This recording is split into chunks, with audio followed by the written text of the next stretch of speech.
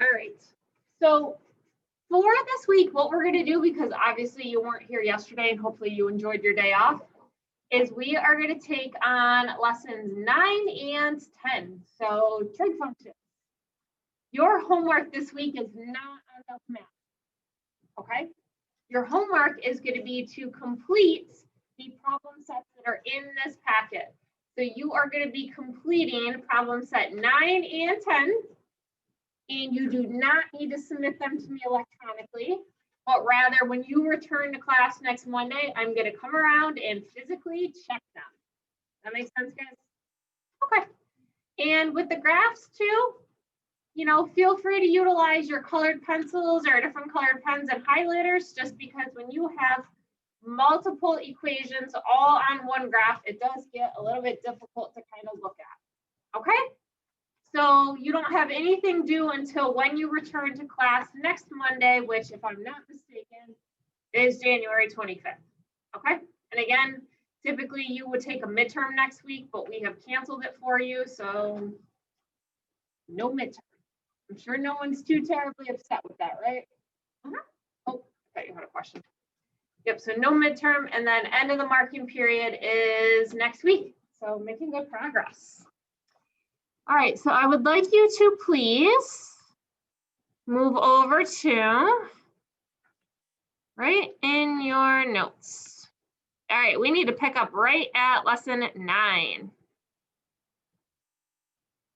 Okay, so with your trig graphs, these are typically what we refer to as sinusoidal functions.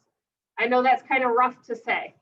So sinusoidal graphs, that just always refers to a sine or a cosine trig graph. And these are periodic in nature as well. So we're going to start this first one, and then what we're going to do is kind of resort to the calculator and use it to graph your functions. All right, so we are going to look at this first equation, which is the sine of x. I've got to fix this because I need to make a nice accurate graph for you today. And we're going to start shifting these.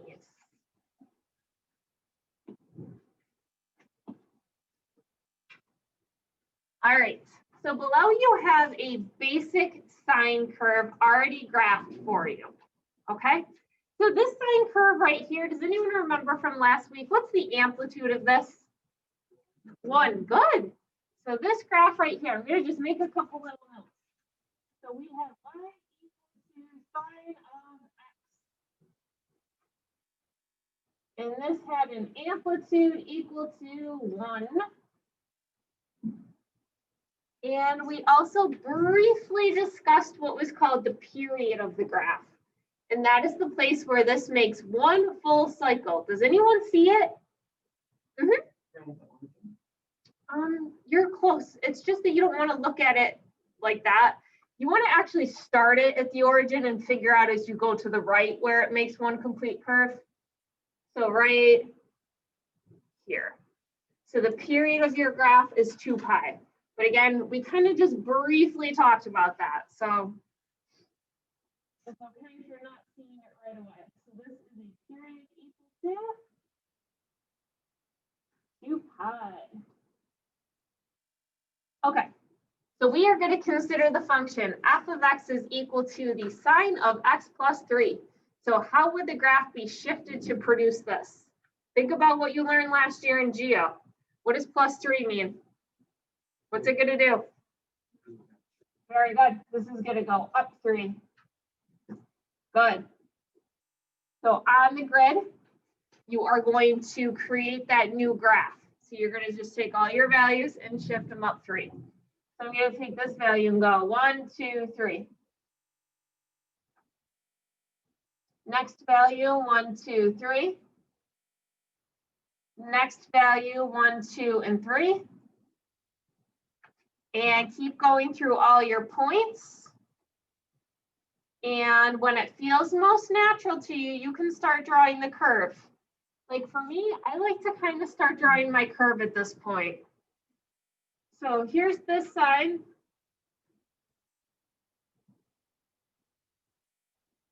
And then I'm going to go back and do the other side too. So you're going to just create another symmetric image on the other side of your graph. And then back down. And count 3. And once more. All right. So here is the other side of this.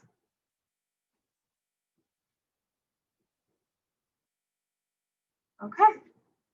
And you want to obviously label these two because you've got more than one that just was graphed. So this one is the sine of x plus 3. And just make sure that your 3 is located outside. So this is plus 3. Do you have this packet? Unit 5.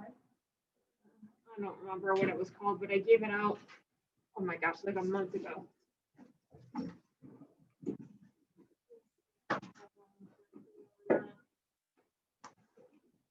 Take a second and look first, and then let me know if you don't have it. Here's a pile for you of things I've handed out, so you can grab those. Okay, so we're good on this first one, and we've got everything labeled here as well. So when you took this graph and you shifted it up, you're going to see that this still had an amplitude of equal to just plain 1. How's the first one? Easy? Okay, so now, number 2, we're going to consider a cosine curve instead. So it says consider the function 2 cos of x and plus 1. And then it says using your calculator, sketch the graph to the right. So I'm going to show you how to do this on the calculator. This is not the easiest thing. It does take some getting used to, and you're going to totally change the mode on your calculator as well, okay? So to graph this, I have to set up my window so that it absolutely resembles what's on my paper. So, and we'll do this a lot. So if it gives you trouble today, it's not the end all. So bear with me too, because I've got to record for people that are absent. So I am screen sharing all of these things too. All right, so I'm going to pull up my calculator. And what I need you to do immediately is go to mode. And what do you guys notice the graph was written in? Because it has pi. Is this degrees or is this radians? It's radians. Good. So you are now, bless you, going to change your mode to radians and hit enter. So mode goes to radians for only trig graphs. Okay. Now I'm going to go to the window by hitting window. And I'm going to change these. So to do the x min, you are going to find the smallest value on the left-hand side of your graph, which said -2 pi. So you're going to type -2 pi, enter. And it is going to change it to a decimal that looks like that. You guys good? Perfect. X max. On your x-axis, you're going to read it. And what's the biggest value that was labeled? 2 pi, exactly. So you just read them right off the graph. 2 pi. And again, this is brand new to you. It takes some getting used to. The x scale is essentially the first tick mark to the right of the origin, which was pi over 2, correct? Good. So that just means 90 degrees. So I'm going to go pi over 2. Right there. Y min and Y max. We're going to assume that it just scaled by 1s. So what was the smallest, guys? -4, thank you. I'm trying to remember. I wish I could have multiple screens up here at a time, but I'm doing the best I can. And then this is 4, and we went by 1s. Okay? So just like that. So what you have just programmed your calculator to do is create an exact image, a replica of the graph paper that's in front of you. So now when you go to type this in, it should be perfect. So go to y equals. And we are going to type 2 cos of x close parenthesis, and plus 1.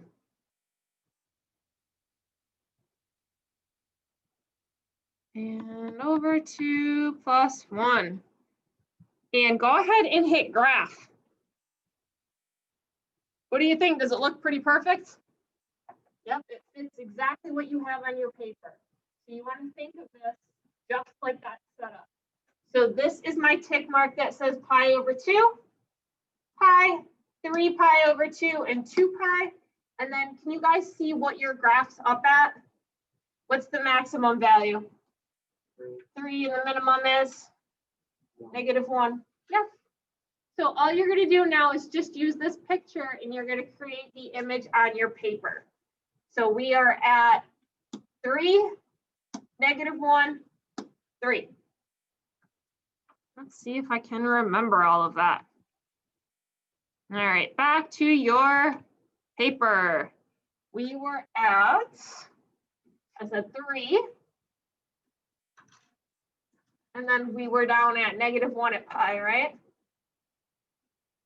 And up at, this needs to move out of the way. And then up at 3. Okay, I'm gonna just do this side first.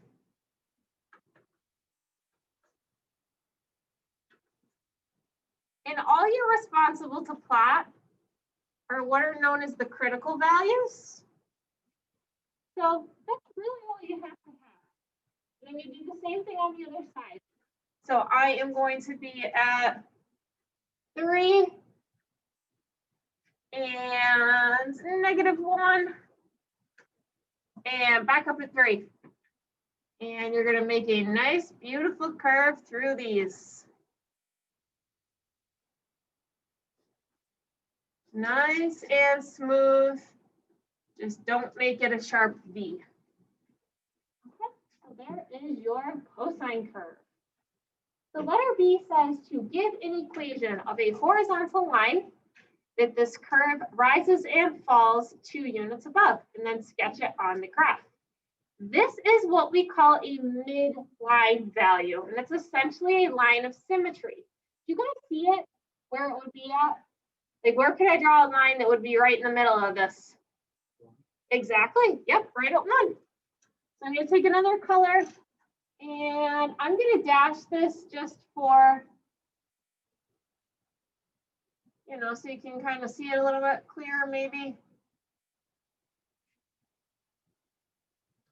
So here's my midline value, just like that. It's just another vocabulary term with your trig graphs. Okay, and this is known as a midline, line of symmetry. And this occurs at y is equal to 1, which you will notice is this value right back here. Okay, so just like that. What's the amplitude of this graph? 2, very good. Yep, so your amplitude is always your height. So you could think of it as like this right here. So this distance is your amplitude. And it's also located in front of your equation. So I'm also going to list here that amplitude is equal to 2.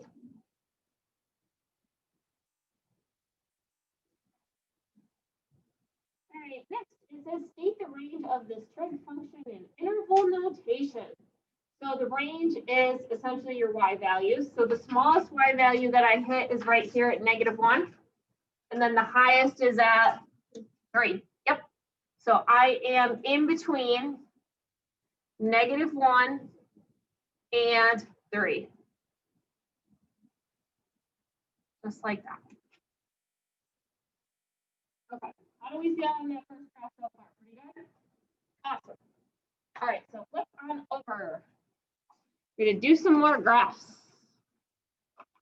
And again, throw some vocabulary at you as well. The more, the better. All right, so right on over. So your paragraph at the top here. So for general curves, like we're discussing your sine and your cosine curve, the value of C is called the midline. So So C is your midline value.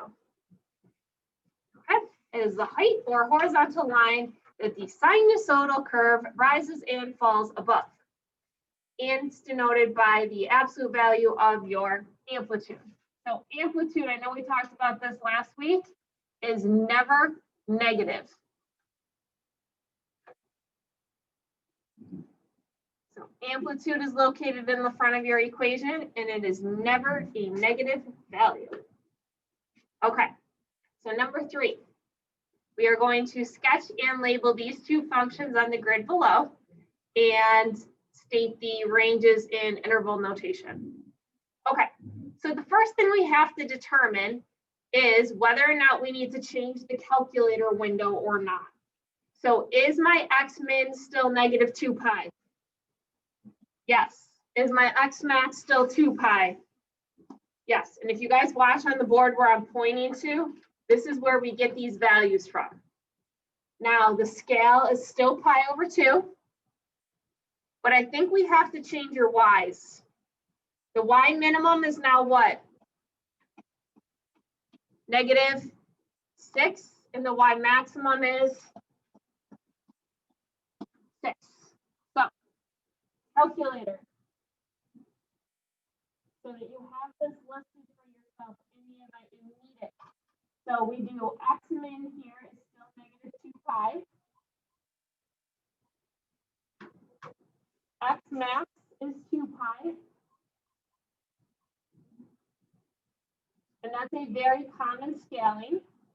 So then our x scale was pi divided by 2. And then I'm going to change my y min to negative 6. And my y max to 1. I'm sorry, my y max to 6. And my y scale, for that matter, to 1. Okay, so I'm going to go back in the calculator again. And make one slight change to the window. So negative 6 we said, and positive 6. Okay, back to y equals. I would not suggest that you try to do both of these at once. I would do them, separate. So we're going to type in 4 sine of x minus 2. So 4 sine x, close up the parentheses, and then minus 2. Yep, just like that. And then go ahead and hit graph. And again, remember that this is built just like the graph paper on your packet. So you can just read these points right off, and you don't need every single one. You just need what are known as critical values. So I am going to grab this point. So this is at negative 2 pi and negative 2. And then my maximum is at 2. And then my minimum is down here at negative 6, and then back up at negative 2. Let's see if I can remember all of those. So negative 2 and then 2. So negative 2. And then 2. And then was it negative 6? Yes. Thank you. Am I off or am I good here? So let's see, I've got negative 6 was all the way down at right here, right? Yep, and then back at negative 2, right? Something like that. Okay, thank you. So this one must be a little bit off. Let me go back to my calculator again. Where did it go? Calculator.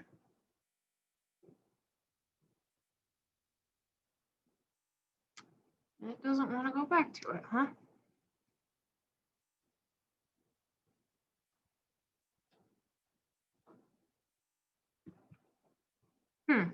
Hold on one second.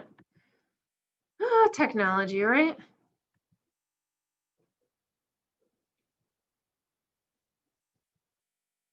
Yep, keep building your graph. There we go. Okay, yep, was like that.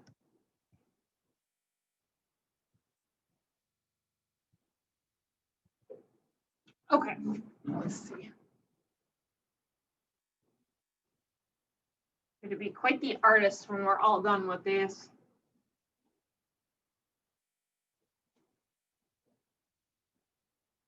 And right back up the other side. Okay, and then create the same image on the other side, which I'm sure you guys are doing. And label or color coordinate this too. And back up at this.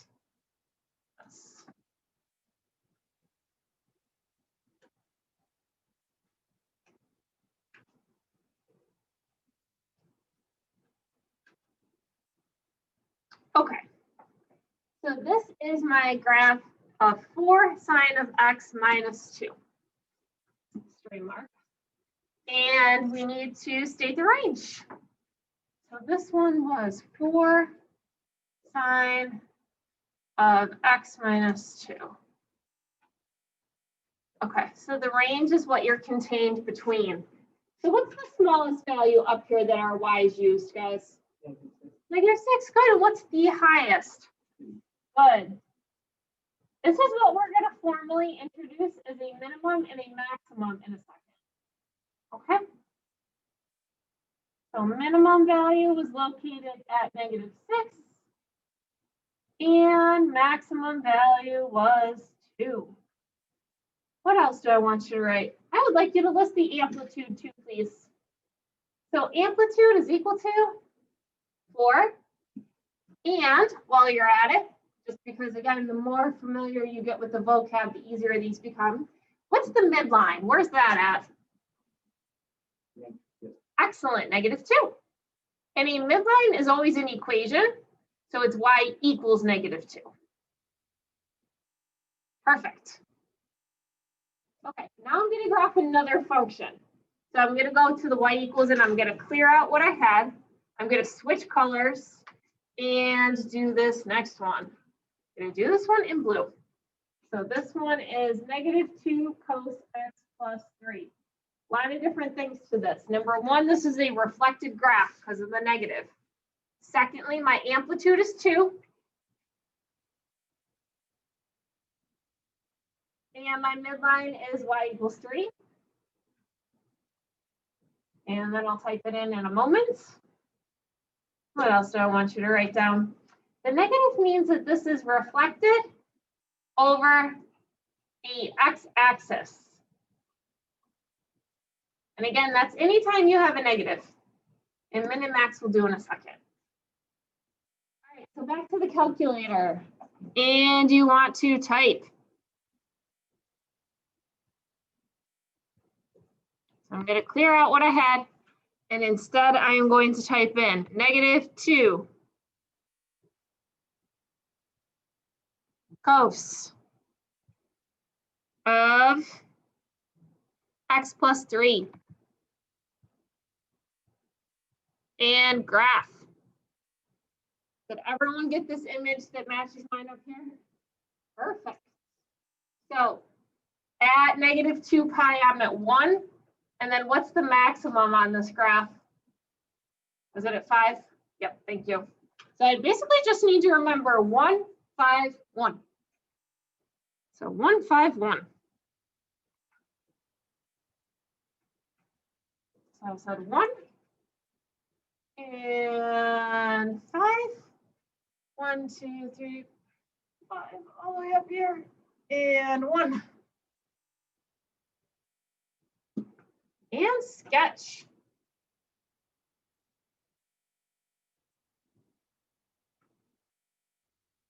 Same thing on the other side as well. So up at 5 and back down at 1.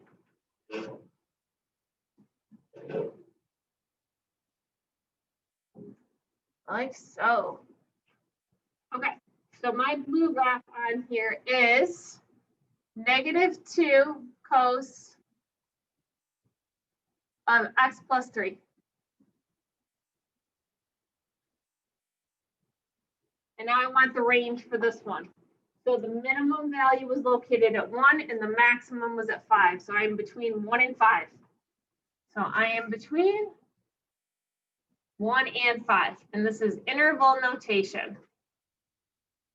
So again, I would like it if you would please state that minimum is equal to 1 and your maximum is equal to 5. And then what that kind of leads us into is we're going to do 4 little formulas for these next couple of questions. And I'm going to have you list these somewhere where you have some space. But these are really simple formulas to use, but very helpful, especially if you don't necessarily have a picture. So number 4 asks you to determine the range of each of the following trig functions and express your answer in interval notation. So to get the range, what I essentially need is the max and the min. So I need the maximum and minimum. And we have formulas for these. I'll have you put them on here first, and then maybe we'll find, I don't know, maybe on the back of your packet, we'll kind of start like a running list for you. So the formula first for maximum is midline plus amplitude. So maximum is equal to midline plus amplitude. And you're going to want to refer back to these. So I'm going to do this. These are important.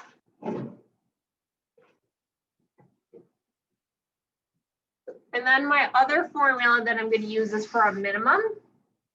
And the formula for a minimum is really similar. And a minimum is just subtraction instead. So minimum is equal to midline minus amplitude.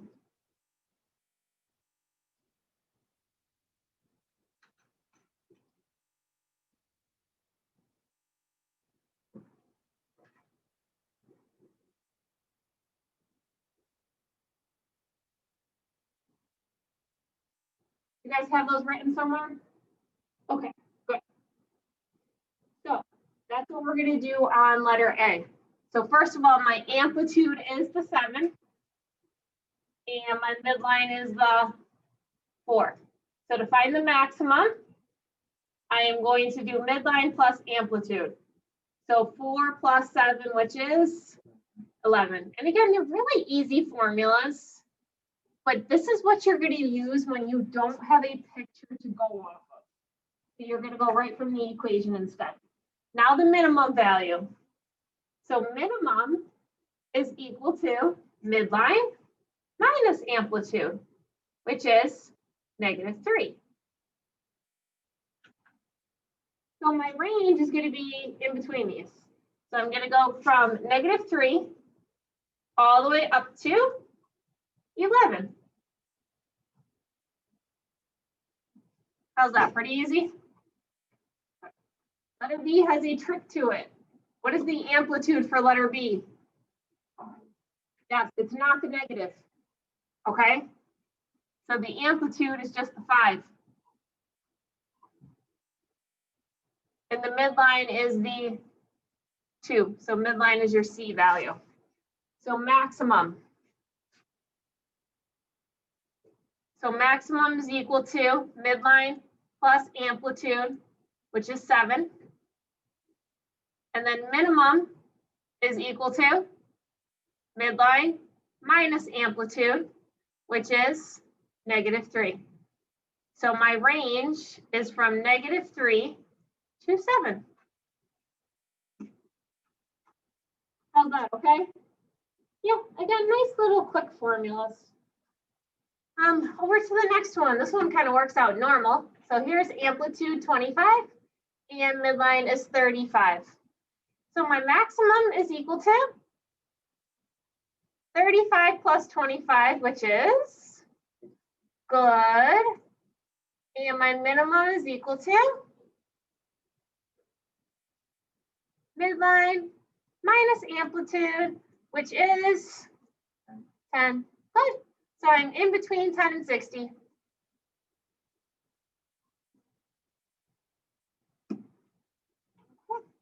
we're going to flip that around on you a little bit. Okay. What you have below is a sinusoidal curve of the form A sine x plus c. Determine the values of A and C and show how you arrived at your result. So A is amplitude.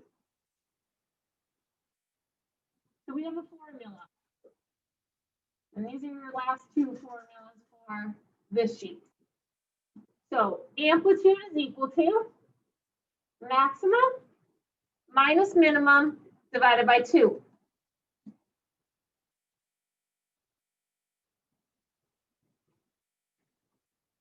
So the maximum value of this graph, can you guys see what's the highest y value?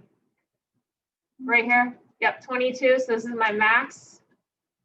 And then the minimum is at 6. So I am going to go here. 22 minus 6 divided by 2, which gives me 8. Very good. And that is the value of A. So that's another formula. You might want to box it or do something to draw attention to it. And now the next formula is for midline. So C is equal to midline. And to find the midline, C is equal to maximum plus minimum divided by 2. So you're going to instead do 22 plus 6 over 2, which is equal to 14. So answers to this question. A is equal to 8. C is equal to 14. Thus, my equation would translate into y equals 8 sine x plus 14. You guys get how that works? So 8 sine of x and plus 14. Okay, no problems. All right, so flip right on over to your next day then. Put a star on the top of the day 9 stuff because that is your homework. But again, you don't need to submit anything to me electronically this week. I'll check those on Monday because I like to really see your graphs on those and see what wonderful artists you all are. And then we're going to move on to your next. All right, right on over. So on this grid, you are given 3 cos of x. Use your calculator, sketch the graph of 3 cos of 2x on the same axis. Guys, do we have to change the window again? I feel like we do. Yeah, because our y min and max need to be slightly adjusted. We're going to go 4 and -4 instead. So back to the calculator. Directly to the window. Everything else is the same except for these. There we go, back to y equals. And we're going to look at what happens when you change what's called the frequency. So now I have a 2x instead. And hit graph. Do you notice that you see more curves? Yes, that is because we just altered what is known as your frequency value, okay? So you're going to draw this picture right on that same set of axes. What I like to do for my own sanity is kind of like split this in pieces. So what I'm going to start with is actually here. So I am up at 3, and then right halfway in my screen, this is pi, I'm back up at 3. Okay, so I'm going to go 3, -3, and then 3. And then once I have one image, I'm just going to keep creating it.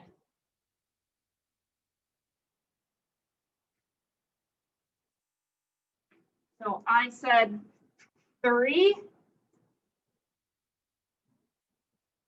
And then we finish at 3. And halfway in between, I'm at -3.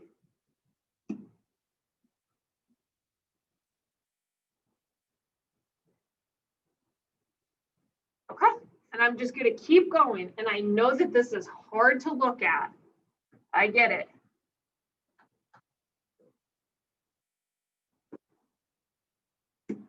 This is what happens when you change the frequency.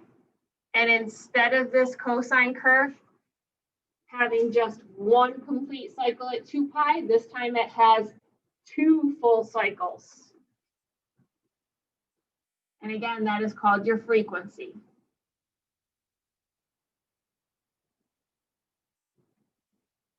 Okay, I'm going to create the image on the other side here too. And look at one other thing here. All right, so here's this side. And right back around. And -3.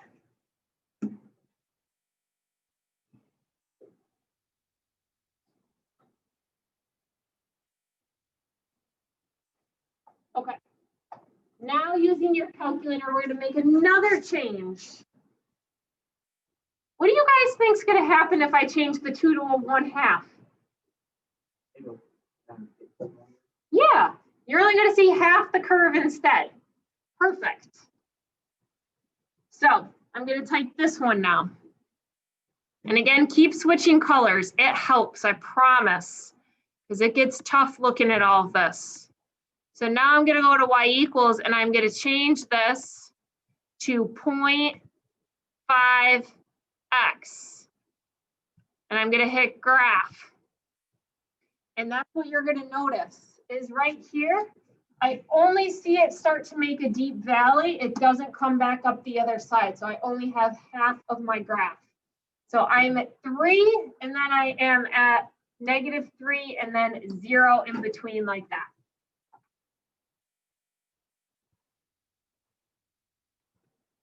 Okay, so I want a graph here. So I'm at 3, 0, -3, and you're going to take it right down like this. Oh, that looks just horrendous. I'm sorry. Having some difficulty seeing it myself. All right, it would probably look better if I tried to do more like this. There we go. That side looks better. Okay, so how many full cycles did we just see? We saw half. And again, that means that your frequency is equal to 1/2. You only see half of a curve from 0 to 2 pi. Okay. All right, do I need you to do anything on this bottom part here? Okay, yes. So it says below, you're looking at these equations and you are stating your frequency, the period value, and I'm going to throw in amplitude because why not?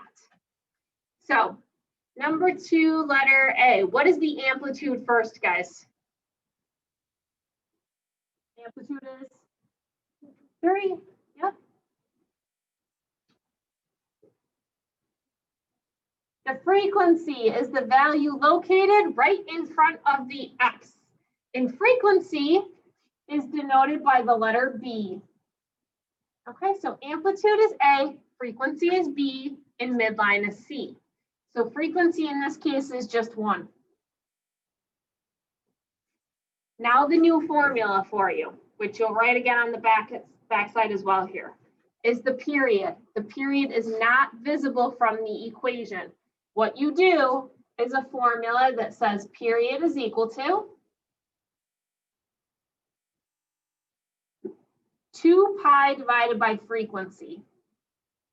And this is your 5th and final formula for the day. So 2 pi divided by frequency.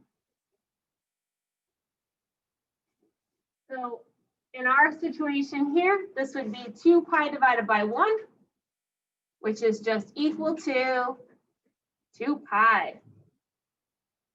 I'll put us there, but you're going to write that on the back side anyways. Okay. Next equation, what's my amplitude, guys? Yep, very good. Amplitude is 3. What's the frequency this time? 2, so that means you'd see more curves. And the period is 2 pi divided by 2. Yep, which is just pi, which means it makes 1 full cycle at pi. Over to letter C. My amplitude is still 3. My frequency is 1/2. So again, I'm only going to see half of the curve. And then the period is 2 pi over 1/2. That means you have to do keep, change, flip. Okay, so I'm going to go 2 pi over 1 times 2 over 1, which means I would have to extend this graph out all the way to 4 pi to see 1 full cycle. Does that make sense? All right, and you guys stop me too if you've got questions, but I'm going to continue. So I want to give you just a little bit more, if that's okay.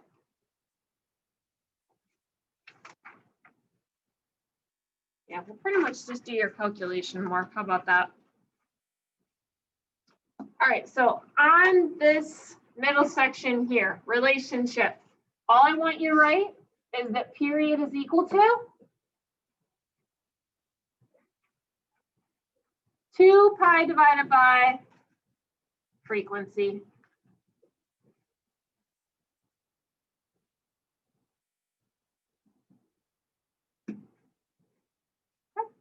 Nice little formula. So below, determine the period of your sinusoidal functions. Express your answers in exact form. All right, so for these, I'm going to do 2 pi over frequency. So for letter A, I do 2 pi over what? Good. And this would just reduce to pi over 2. And you just leave it like that. That's what exact value means. Over to the next one. My frequency is the pi over 3. So I do 2 pi divided by pi over 3. And I'm going to do keep, change, flip.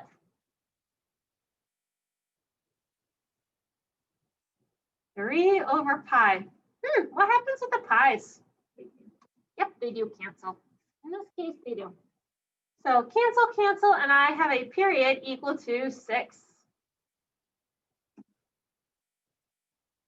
All right, and then letter C, the period of this graph.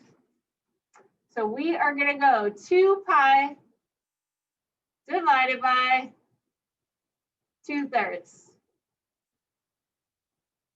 Keep, change, flip. So 2 pi over 1.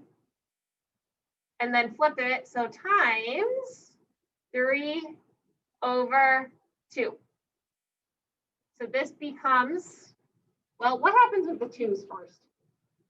Yeah, they cancel. So I just have 3 pi. So 3 and pi. Okay. How do you guys feel with number 4? Is it okay? Okay. So I'm going to hold off on number 5 because I can't rush that and I don't want to change the calculator on you. So let's do this. So flip over to your lesson 10 problem set. So I need to make sure you hold off on that one.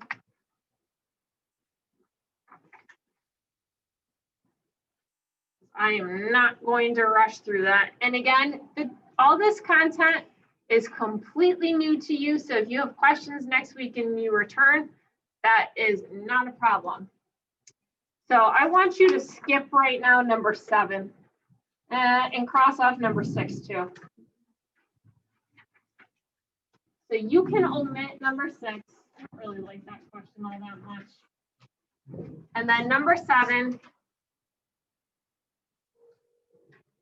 For homework purposes, I don't need you to do that one because we need to talk about how to set up that graph. Okay? All right, so to summarize, what I would like you to complete by the time you come back to class next Monday is just problem set 9 and problem set 10. Okay? If you want to do number 8 for fun, you're more than welcome to, but I will check and give you credit for those when you return. And if you have questions on anything too, just circle them, and that's where we'll kind of start on Monday when you return. Now let's see. Your calculator, just so you're aware, is now in radian mode. Okay? So if for another class you need to do a trig function, you don't, do you? Okay. Chemistry, right? Yeah, I think you guys are probably not doing anything with trig and chemistry, so we should be safe, but your calculators are right now in radian mode, just so you are aware. Okay. You got about 5 minutes to kind of get yourselves organized.